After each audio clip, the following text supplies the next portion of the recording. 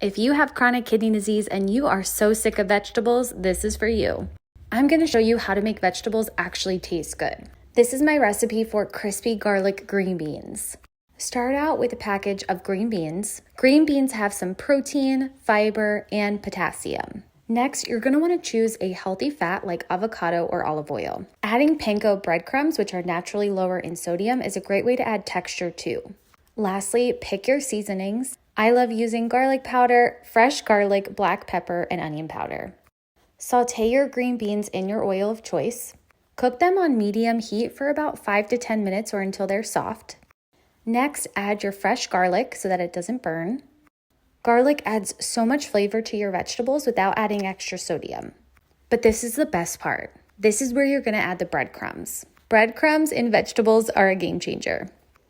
Here is where you can add nutritional yeast, black pepper, garlic powder, and any other seasonings that you want to add. Nutritional yeast will add a slight cheesy and nutty flavor to this dish. Stir it all together and sauté for another couple minutes. Serve with your favorite plant-based protein and whole grain like quinoa. Try these seasonings and spices on other vegetables and let me know what you think. Read more at the Patients Like Me blog.